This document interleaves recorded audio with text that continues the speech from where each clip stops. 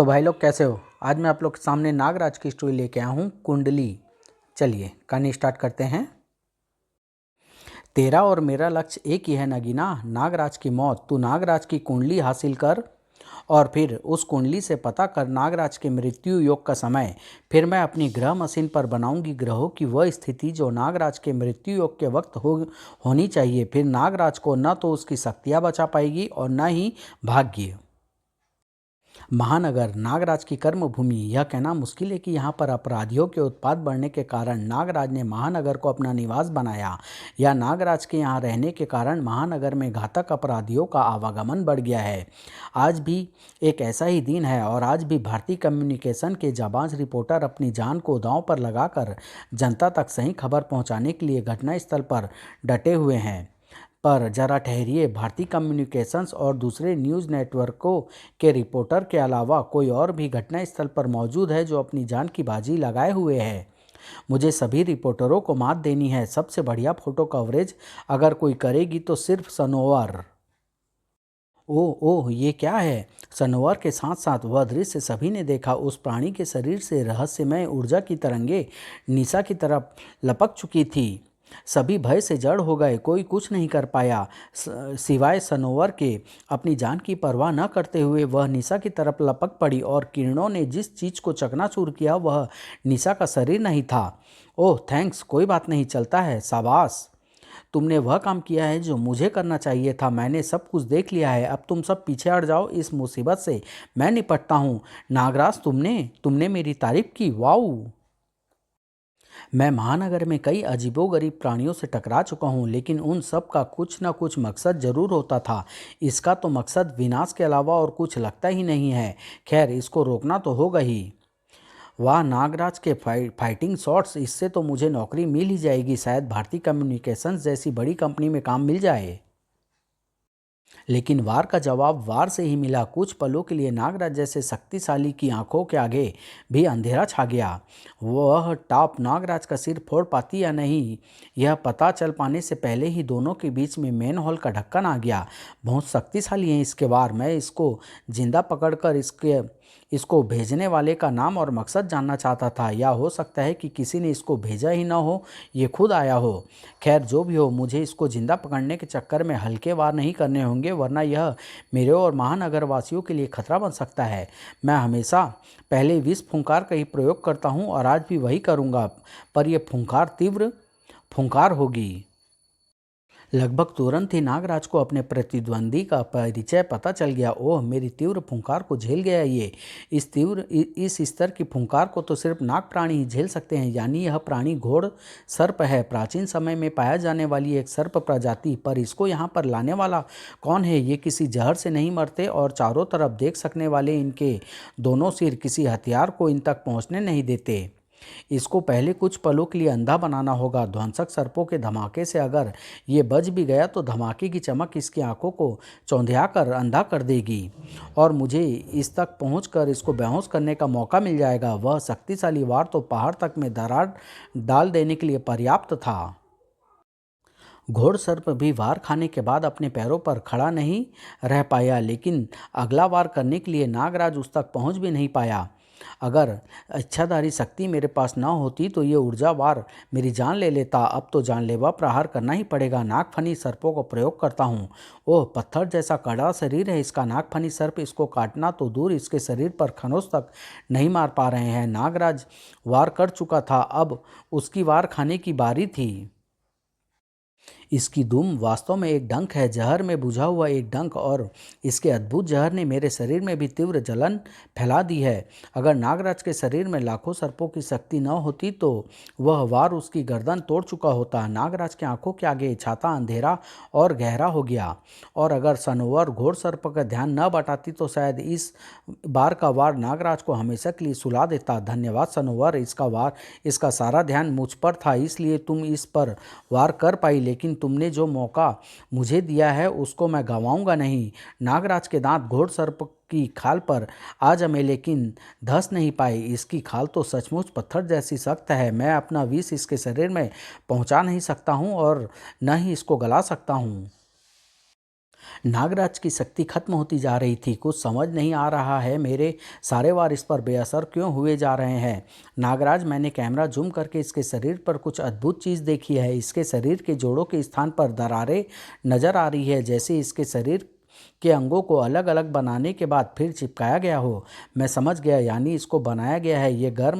ये गर्भ से पैदा हुआ प्राणी नहीं बल्कि तांत्रिक प्राणी है, तंत्र द्वारा बनाया गया है, इसलिए ये मेरे घातक वारों को भी आसानी से झेले जा रहा है। लेकिन तांत्रिक प्रणाली हो या असली जीवित प्राणी, मेरे विष इसको गला सकता है, पर विष को अंदर पहुंचाऊं कैसे। नागराज सोच विचार में डूबा रह गया और घोड़ सर्प ने एक बार फिर अपना डंक नागराज के शरीर में घुसा दिया। तेज जलन की लहर एक बार फिर नागराज के शरीर में दौड़ गई, लेकिन नागराज ने डंक को अपने शरीर से निकालने की कोशिश नहीं की, बल्कि वह डंक को और कस के पकड़कर अपनी तरफ खींचने लगा। खड़े रहना तक मुश्किल लग रहा है, लेकिन मुझको इसका डंक उखाड़ना ही होगा। इस दुमकसी में जीत आखिरकार नागराज की ही हुई। दुम उखड़ गई और इससे पहले कि घोड़सर्प इस चोट के दर्द से उबर पाता, डंक उसके ही शरीर में आ धंसा। मेरा ख्याल सही निकला। लोहा लोहे को काटता है, इसलिए जिसकी खाल को मेरे दांत भेद नहीं सके, उसको उसका अंग ही भेद सकता था। यह क्या, इसका शरीर तो गलना शुरू हो गया, पर कैसे। मैंने इसके डंक को अपने शरीर में इसलिए रहने दिया था ताकि इसके डंक से मेरा विष चिपक जाए, और फिर जब वही डंक इसके शरीर में घुसे तो मेरा विष भी इसके शरीर के अंदर पहुंच जाए। वही हुआ और घोड़सर्प गल गया। नागराज, नागराज, क्या मैं भारतीय न्यूज़ चैनल की तरफ से तुमसे कुछ सवाल पूछ सकती हूँ? जरूर निशा, पूछो। तुम्हारे ख्याल से यह प्राणी घोड़सर्प किस कारण से महानगर आया था? आया नहीं था निशा, बल्कि लाया गया था। इसको किसी और ने महानगर भेजा था। तुम्हारा शक किस पर है? पक्की तौर से कहना मुश्किल है। इस सवाल के जवाब के लिए पहले घोड़सर्प का मकसद जानना जरूरी है। अगर मुझको मारने आया था तो यह काम मेरे किसी दुश्मन का है, और अगर यह महानगर में आतंक फैलाने के मकसद से आया था तो फिर यह काम किसी तांत्रिक का हो सकता है। तांत्रिक का ही क्यों? क्योंकि यह तंत्र प्रणाली था, इसको तंत्र द्वारा जिंदा किया गया था। मैं छानबीन करूंगा और सारे सवालों के जवाब लेकर आऊंगा। एक बात और, मैं अपनी मदद करने के लिए मिस सनोवर का शुक्रिया अदा करना चाहूँगा। इनकी तेज नज़रों ने ही तंत्र प्राणी को पहचाना था। शुक्रिया तो मैं भी करूँगी, अपनी जान बचाने के लिए मुझे किसी धन्यवाद की ज़रूरत नहीं है। मेरा काम तो हो गया है। मुझे नागराज और घोड़सर्प की लड़ाई के नायाब फोटोग्राफ्स मिले हैं। अब मैं कैमरे की रील को ले जाकर ओह ओह ओह, क्या हुआ सनोवर? मैं तो कैमरे में रील डालना ही भूल गई। हंस लो, सभी हंस लो। मैं तो हूँ ही बुद्धू, इसलिए तो मुझे कोई काम नहीं देता। मैंने सोचा था कि मैं नागराज की फाइटिंग के फोटोग्राफ्स खींचकर रिपोर्टर बनूंगी, पर अब कौन देगा मुझको रिपोर्टर की नौकरी। यू आर ए फूल सनोवर। रो मत सनोवर। एक रिपोर्टर में दिमाग के साथ साथ हिम्मत का होना भी बहुत ज़रूरी है, जो तुम में कूट कूट कर भरी है। तुम रिपोर्टर बन सकती हो।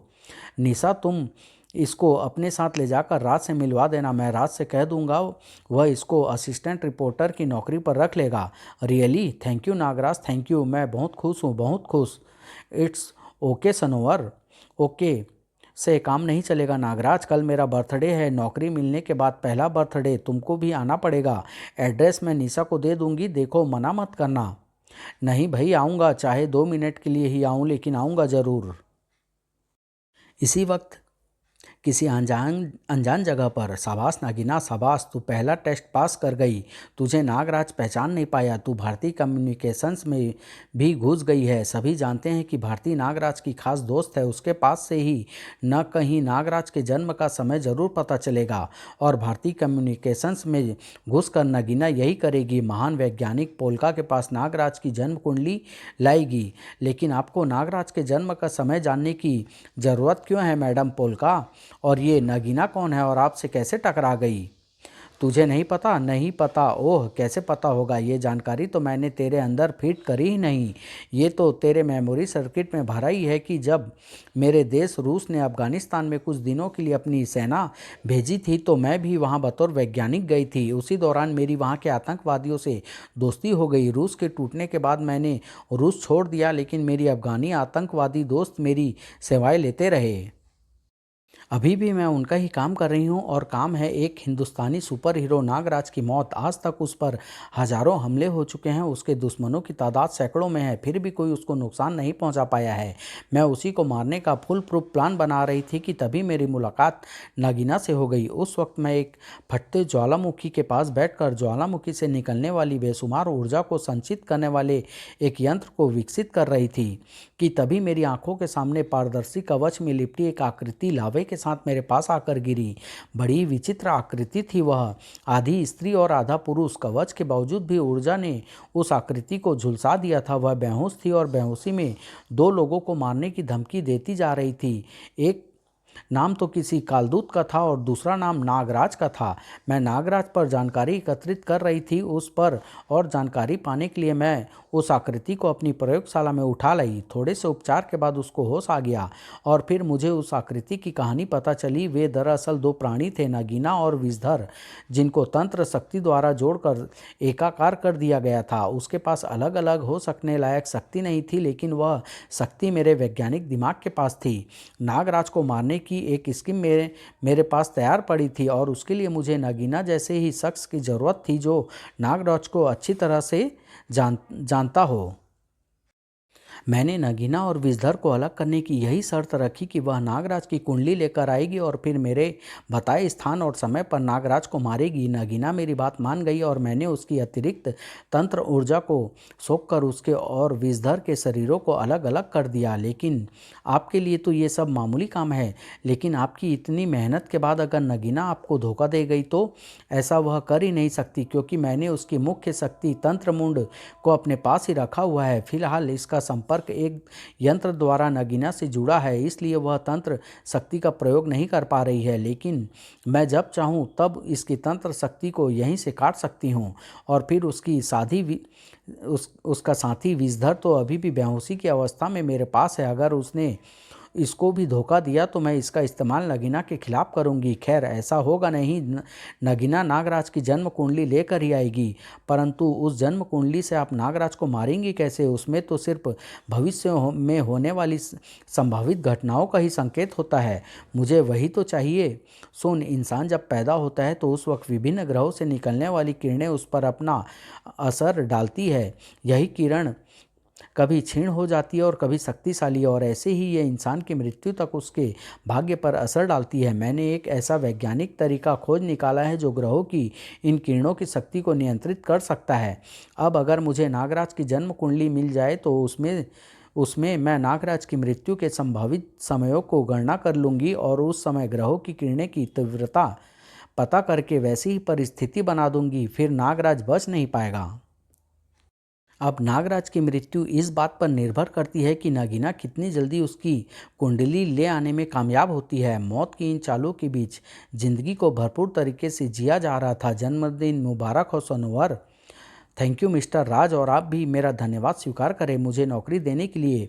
वैसे मुझे पता था कि मुझे नौकरी ज़रूर मिलेगी। वो कैसे?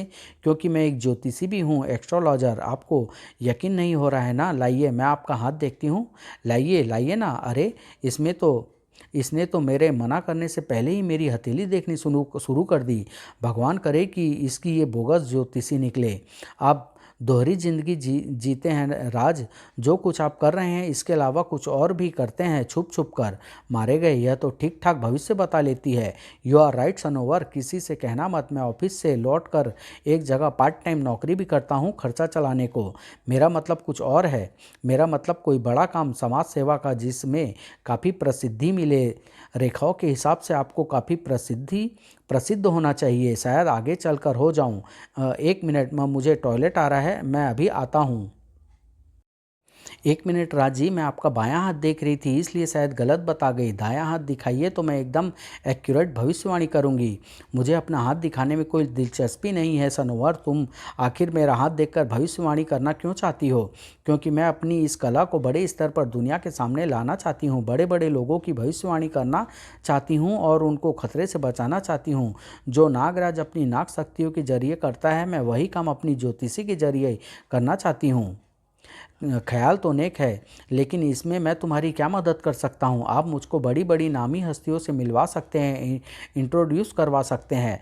मैं तो नामी हस्तियों को जानता नहीं, मैडम भारती जानती है, पर वह इस वक्त यहाँ शहर में नहीं है। आप नागराज को तो जानते हैं ना? मैं नागराज का हाथ देखकर भविष्यवाणी करूँगी। नागराज को हाथ दिखाने के लिए मनाना बहुत मुश्किल है सनोवर। वह कर्म में ज़्यादा यकीन करता है, भाग्य में तो आप नागराज की जन्म कुंडली ले आइए, उसमें मैं नागराज पर आने वाले हर संभावित खतरे की सटीक भविष्यवाणी कर दूंगी। सोचिए तो, नागराज को खतरे के बारे में पहले से जानकर कितना फायदा होगा। यह तो भविष्यवाणियां करने के पीछे ही पड़ गई है। मुझे तो कुछ शक हो रहा है। इसकी परीक्षा लेकर देखना होगा कि इसकी बात कहाँ तक सच्चाई है। मैं नागराज तक तुम्हारी रिक्वेस्ट पहुँचा दूंगा सोनोवर, लेकिन पहले मुझे तो यकीन दिलाओ कि तुम सचमुच आने वाले खतरों के बारे में पहले से जान सकती हो। Okay okay. इस रेस्टोरेंट के बाहर लगे पत्थर पर इसके इनागरेशन का टाइम, डेट और साल लिखा है। मैं उसके अनुसार इस रेस्टोरेंट की कुंडली बनाऊंगी और एकदम सटीक भविष्यवाणी करूंगी। सनोवर को जैसे हर तिथि पर की ग्रह स्थिति जुबानी याद थी। पलक झपकते ही वह रेस्टोरेंट की कुंडली बना चुकी थी। ओ माय गॉड, क्या हुआ सनोवर? मेरी गणना के हिसाब से इस रेस्टोरेंट पर कोई भारी मुसीबत आने वाली है, बहुत भारी मुसीबत, और वह भी 1-2 मिनटों के अंदर। इस बात को चेक करने में ज़्यादा समय नहीं लगेगा। जमीन कांप रही है और मेरी सर्प इंद्रियां भी खतरे का संकेत दे रही है। मुझे नागराज बनना होगा। राज, तुम कहाँ जा रहे हो? नागराज या पुलिस से संपर्क स्थापित करने? लेकिन ये सनोवर तो सचमुच कमाल की ज्योतिषी है। जैसा बताया वैसा ही हो रहा है। यह भी हो सकता है राज की अपनी भविष्यवाणी को सच साबित करने के लिए सनोवर ने ही किसी तरह से इस मुसीबत को बुलाया हो। मैं तो चली इस न्यूज़ को कवर करने। निशा की बात गौर करने लायक है, लेकिन ये मुसीबत है कैसी और क्यों आ रही है? इसी वक्त नागराज इस मुसीबत के हाथों जरूर मरेगा। एली बेली, बिना उसकी मौत का समय पता चले आप यह बात इतने यकीन के साथ कैसे कह सकती है? क्योंकि इस प्राणी में वे दोनों चीज़ें मौजूद है जो नागराज की कमजोरी है, विज्ञान और तंत्र। तुमको याद है ना कि मैंने नगीना और विषधर में मौजूद अतिरिक्त तंत्र को सोख कर उनको अलग अलग किया था। उसी तंत्र को मैंने अपने वैज्ञानिक खिलौने के अंदर भर दिया था, और अब वही मुसीबत नागराज को मारने गई है। मेरी वैज्ञानिक शक्ति और नगीना से निकली तंत्र शक्ति से भरी हुई। शायद अब मुझे नागराज की कुंडली की जरूरत ही नहीं पड़ेगी। मुसीबत देखने में तो सचमुच भयंकर थी, लेकिन नागराज ऐसी कई मुसीबतों के लिए खुद ही भयंकर खतरा बन चुका था। इस बार तांत्रिक प्राणी के बजाय मशीनी रोबोट मेरा रास्ता रोकने आया है।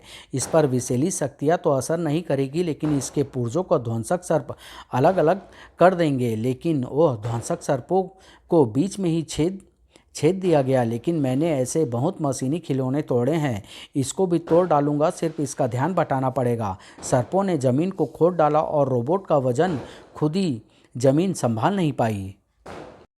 और इससे पहले कि रोबोट संभल कर उठ पाता, नागराज का वह वार उसकी खोपड़ी को तोड़ चुका था। यही वार था आपका मैडम। नागराज को इससे निपटने के लिए 3.78 सेकंड लगे। अभी तो खेल शुरू हुआ है एली बेली, तुम अभी अपना मुंह बंद रखो और आंखें खुली। खेल वाकई अभी शुरू हुआ था। ओह, इसके टूटे सिर के अंदर से कोई तंत्र ऊर्जा बाहर निकलकर मेरे हाथ को लपेट रही है और मेरा हाथ पत्थर की मूर्ति की तरह जड़ होता जा रहा है। मैं अपना हाथ हिला नहीं पा रहा हूँ। पत्थर का सा सख्त हो गया है मेरा हाथ, और ये रोबोट फिर से मुझे कुचलने के लिए तैयार हो गया है। अभी तक तो यह शक्ति परीक्षण था, अब तू देखेगा वराहर का असली शक्ति। अगले ही पल नागराज के शरीर में पीड़ा की तेज लहर दौड़ती चली गई। उसे जमीन के साथ चिपका दिया गया था। अगर मैं इसकी दम तोड़ने की कोशिश करूंगा तो इसके शरीर के अंदर भरी तंत्र ऊर्जा फिर मुझसे आ टकराएगी और मैं पूरा पत्थर का सा बन जाऊंगा। दर्द बहुत तेज है। इच्छाधारी शक्ति का प्रयोग करने के लिए मैं ध्यान केंद्रित नहीं कर पा रहा हूँ, और अब फिर से तांत्रिक ऊर्जा मेरी तरफ लपक रही है। अब क्या करूँ मैं इससे बचने के लिए? नागराज पर हमला होने के कारण। यह था भारती कम्युनिकेशंस का office. Good evening madam, good evening. इस वक्त नागराज मेरा रास्ता रोकने नहीं आ सकता। भारती भी न जाने कहाँ पर है। मैं आराम से अपना काम करके चुपचाप सरक लूँगी। ये रहा भारती का कमरा। ताला बगैर किसी प्रतिरोध से खुल गया। कागजों में छानबीन करना बेकार है। जो कुछ भी जानकारी भारती के पास होगी वह उसके पर्सनल कंप्यूटर में भरी होगी। पोलका, हमको कंप्यूटर से जानकारी निकालनी होगी और मुझको कंप्यूटर चलाना नहीं आता। घबराओ मत, हम आपस में तंत्र मुंड की शक्ति द्वारा जुड़े हुए हैं। जो तुम देख रही हो वही मैं भी देख रही हूँ। मैं तुमको बताती जाती हूँ और तुम बस बटनों को दबाती जाओ। ठीक है नागिना? हाँ पोलका। नागराज भारती कम्युनिकेशन से बहुत दूर था। ओह, ये तंत्र किरणें, कैसे रोकूं इनको? यस, रोक लूंगा मैं इनको। सर्पों द्वारा खोदी गई मिट्टी का ढेर हवा में उड़कर नागराज और तंत्र किरणों के बीच में आ गया। धूल के गुबार ने नागराज को भी वराहर की नज़रों से छुपा लिया था और नागराज को आज़ाद होकर वार करने का मौका मिल गया। अब मैं इसको तोड़ने की गलती नहीं करूंगा। इस मशीनी मौत को निष्क्रिय करने का एक आसान सा तरीका है और वह है ये कि इसको असंतुलित करके स्विमिंग पूल में गिरा दिया जाए ताकि पानी इसके शरीर के अंदर घुसकर इसके नाजुक इलेक्ट्रॉनिक सर्किट को नष्ट कर दे। ओह, भारती के ऑफिस में तैनात जासूस सर्प खतरे के संकेत भेज रहा है। मुझे तुरंत वहां पर पहुंचना होगा। वैसे भी पानी ने इस वराहर के सर्किटों को शॉर्ट सर्किट कर दिया है। अब मेरा यहाँ पर कोई काम नहीं। अरे, मुझे पानी की तरफ कौन खींच रहा है? वराहर की मशीनें पुर्जे तो नष्ट हो गए हैं लेकिन फिर भी ये चल रहा है। एक ही कारण हो सकता है इसका, और वह यह कि इसको अब तंत्र ऊर्जा चला रही है और तंत्र ऊर्जा से निपटने का तरीका मेरे पास नहीं है। वैसे भी यह तंत्र ऊर्जा मेरा शरीर जड़ करती जा रही है। पहले बायां हाथ जड़ हुआ था और अब दायां पैर हरकत करना बंद कर रहा है। अब भारतीय कम्युनिकेशंस पहुंचना तो क्या, स्विमिंग पूल से निकल पाना तक मुश्किल लग रहा है। भारती कम्युनिकेशंस की मैनेजिंग डायरेक्टर भारती के ऑफिस में। मुझे तो नागराज से संबंधित कोई जानकारी नज़र नहीं आ रही है पोलका। ऐसी जानकारियां गुप्त फाइलों में होती हैं नगीना। हमको कोड वर्ड ढूंढना होगा। वैसे ये काम भी ज़्यादा मुश्किल नहीं होना चाहिए। तभी नागराज का सर्प यहाँ पर भी मौजूद है। मुझको अपने असली रूप में आना ही पड़ेगा। नागराज के सर्प को भी तो पता चले कि उसकी हत्यारिन आखिर है कौन। ले दुष्ट, चख नगीना को काटने का मजा। तूने नाग सामग्री को डसने की जुर्रत की है, इसलिए तेरी मौत दूसरे सांपों के लिए एक सबक होनी चाहिए। बस करो नगीना, समय खराब मत करो। कोई भी कभी भी यहाँ पर आकर हमारी सारी मेहनत पर पानी फेर सकता है। पानी फेरने का काम सिर्फ नागराज कर सकता है और वह कहीं और मौत से जूझ रहा है। हमारे पास समय ही समय है पोलका। घबराओ मत, यहाँ कोई नहीं आएगा। इसी वक्त मैं पार्टी पॉइंट रेस्टोरेंट से ही उसका पीछा करती आ रही हूँ और इस वक्त चपरासी के अनुसार वह भारती मैडम की कैबिन की तरफ गई है और जरूर कुछ दाल में काला है। मेरा शक गलत नहीं, सही है। नागराज चिंतित था। ओह, जासूस सर्प के संकेत आने एकाएक बंद हो गए। ऐसा तभी हो सकता है जब मेरा सर्प संकेत भेजने के काबिल ही न रहे, यानी खतरा बड़ा है और मैं उस खतरे को रोकने के लिए वहां पहुंच ही नहीं सकता। पानी के अंदर दम घुट रहा है और मेरा सिर्फ एक हाथ और एक पैर ही काम कर रहा है। इस तांत्रिक प्राणी वराहर के शिकंजे से छूटूं तो कैसे? इस ढक्कन को हटाते ही स्विमिंग पूल का पानी तेजी से इस रास्ते से बाहर निकलेगा और अपने साथ पानी में मौजूद हर चीज़ को भी इस छेद की तरफ खींचेगा, मुझे और वराहर को भी। मैं तो सतर्क रहूँगा लेकिन वराहर का ध्यान जरूर बढ़ जाएगा और मुझको आज़ाद होकर बाहर निकलने का मौका मिल जाएगा। ये तो मेरा पीछा छोड़ने का नाम ही नहीं ले रहा है। ध्वंसक सर्प इसको नुकसान जरूर पहुंचा सकते हैं लेकिन तांत्रिक किरणें उनको पहले से ही जड़ कर दे रही है। इस प्राणी का रोबोटिक शरीर ही तांत्रिक ऊर्जा को भरे रखने वाला बर्तन है। अगर यह टीन का डिब्बा टूट सके तो तांत्रिक ऊर्जा भी बिखर जाएगी और तांत्रिक प्रभाव खत्म होने से मैं भी ठीक हो जाऊंगा। लेकिन ध्वंसक सर्प इस तक मैं पहुंचाऊं कैसे? फिर से शिकंजे में जकड़ गया मैं। मुझे बचना होगा, इस प्राणी की नज़रों से दूर जाना होगा। फिलहाल यह गड्ढा ही सबसे बढ़िया जगह है जिसमें मैंने वराहर को गिराया था। लेकिन नागराज बच नहीं सका। वराहर के शिकंजे ने उसको गड्ढे से खींच निकाला और नागराज का पूरा शरीर तांत्रिक किरणों से घिरकर जड़ हो गया। देखा एली बेली, जीत आखिरकार पोलका की हुई है ना। तू तो नागराज को विजेता बना रहा था। अब वराहर तोड़ डाल। इसके पत्थर जैसे सख्त और भंगुर हो चुके शरीर को वराहर का भुलाई शिकंजा नागराज के सख्त शरीर पर कसने लगा और एकाएक ये क्या हुआ? धमाका कैसे हो गया? वराहर और नागराज दोनों के ही चिथड़े उड़ गए और साथ ही साथ तांत्रिक ऊर्जा भी वातावरण में विलीन हो गई। सुन रही है ना नगीना? हाँ पोलका, चिथड़े नागराज के नहीं उड़े थे। तंत्र प्रभाव खत्म होने से मेरा शरीर भी सामान्य हो गया है। वराहर के मशीनों खोल को तोड़ने के लिए मुझे ध्वंसक सर्पों को बिना जड़ हुए इसके शरीर के पास तक पहुंचाना था और यह काम मैंने गड्ढे में छुपने के बाद केंचुली उतार कर और उसमें फटाफट ध्वंसक सर्पों को भर कर किया। तंत्र किरणों ने सिर्फ मेरी केंचुली को सख्त किया और ध्वंसक सर्पों के गैंग ने वराहर के चिथड़े उड़ा दिए। नगीना सफलता के मुकाम पर खड़ी थी। आहा, मिल गई मुझको फाइल। इसमें नागराज के अभी तक के जीवन की सारी महत्वपूर्ण तिथियां मौजूद है। सबसे पहली तिथि जरूर नागराज के जन्म की तिथि होगी। ये रही। नगीना की तिथि पढ़ पाने से पहले ही अरे स्क्रीन टूट गई। किसने तोड़ा मॉनिटर? मैंने दुष्टा। मैं तो तेरी असलियत पहली ही मुलाकात में जान गई थी, लेकिन तू यह नहीं जानती कि मैं जूडो कराटे में ब्लैक बेल्ट हूँ। तू, हाँ मैं, तू मेरी असलियत जान गई। तुझे मरना होगा, मरना ही होगा। मारेगी तो तब ना जब मुझे देख पाएगी। ले, मैंने लाइट बंद कर दी। मैंने तो अंधेरे में देखने का अभ्यास बरसों तक किया हुआ है, पर तूने नहीं। दोनों खूंखार बिल्लियों की तरह लड़ रही थी। ये कहानी भी मैं यहीं समाप्त करता हूँ। बहुत जल्द इसका अगला भाग लेके आऊँगा। धन्यवाद।